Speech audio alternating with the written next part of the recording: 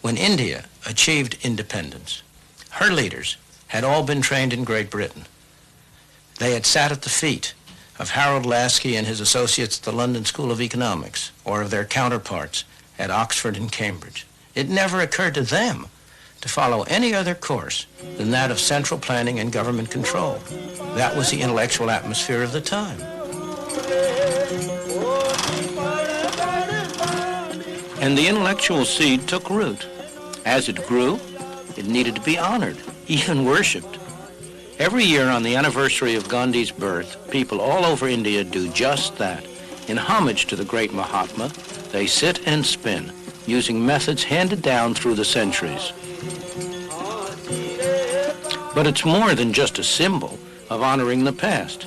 It typifies the policy that they are actually following. The new government in 1948 decided that India's traditional weaving industry and its workers should be protected from 20th century industrialization. What were the consequences of that policy? This is India today, 30 years after winning independence. And these are scenes in a very typical Indian community, one of thousands. It's called Anakaputar, and it's about 1,000 miles south of the capital, New Delhi.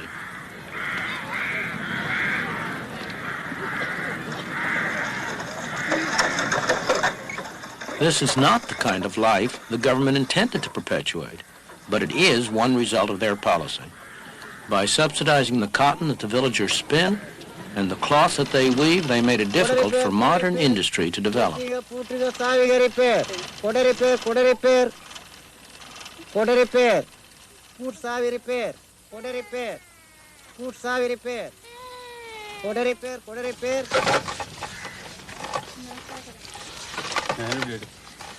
This is sizing. It's an essential technique in cloth production where the yarn is smoothed clean.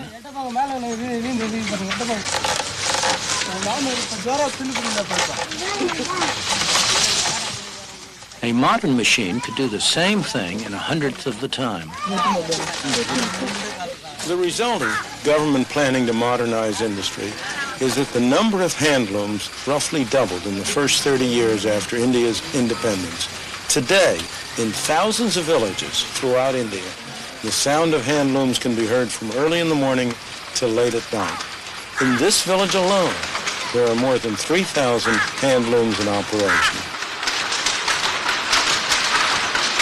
Since 1948, 3 generations of villagers have sat at these looms, making cloth with patterns that never vary, using methods that never change. There's nothing wrong with this activity, provided it survives the test of the market, provided it's the way in which these people can use their abilities and their energies most effectively. After all, in Japan, where the government has not specially encouraged the handloom industry, there remains a very small but very productive handloom segment. The trouble here is that this industry exists only because the government has subsidized and supported it, because it has, in effect, imposed taxes, direct and indirect, on the rest of the people of India, people who are no better off than these people are, in order to enable this activity to continue. Other industries, both textile industries and industries of a variety of kinds, have been restricted, explicitly kept back, prevented from providing more productive employment in order to make room for this industry. The effect has been to inhibit the development, to prevent the growth, to prevent the dynamic activity that could otherwise develop out of the energies and abilities of the people of India.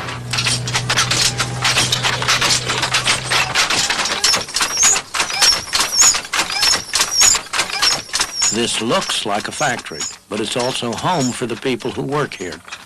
When they're not sitting at their looms, they eat and sleep in a corner of this hut.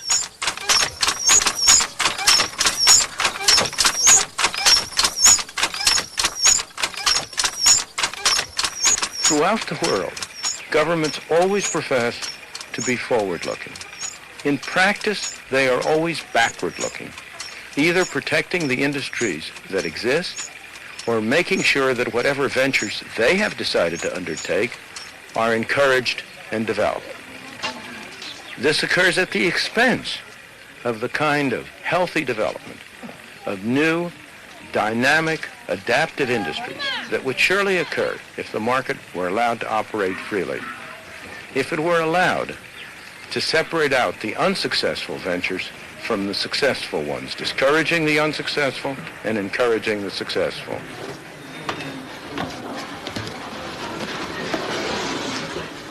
India has tremendous economic and human potential, every bit as much as Japan had a century ago. The human tragedy is that in India, that potential has been stifled by the straitjacket imposed by an all-wise and paternalistic government. Central planning in practice has condemned India's masses to poverty and misery.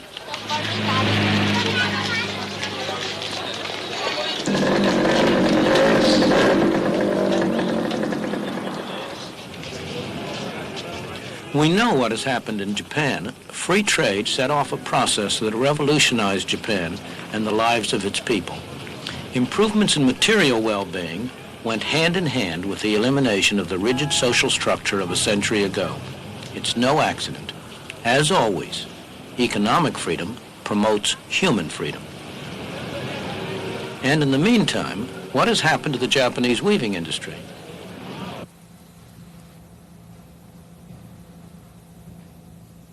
This is how textiles start life in a Japanese weaving shed today. A design for cloth is placed on a drum.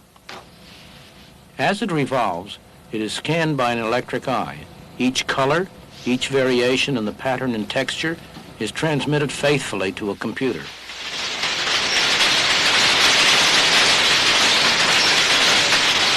It's all that the modern loom of Japan requires.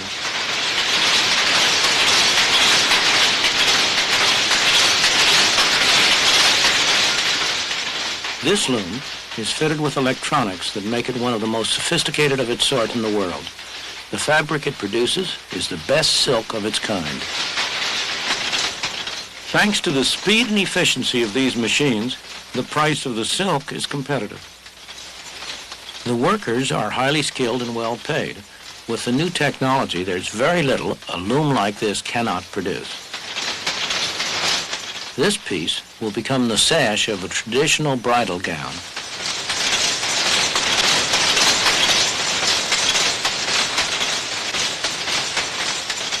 These are machine-made products, but by any standards, they are beautiful. They can stand comparison with the very finest work of the hand loom. And it's not merely the end product itself that's remarkable. The sophisticated technology which was developed to make all this possible has been adapted to other processes, part of the self-generating development under free enterprise. And it all stems from an ancient, traditional industry, weaving, that imported a new method for controlling its looms when Japan turned to free trade more than a century ago.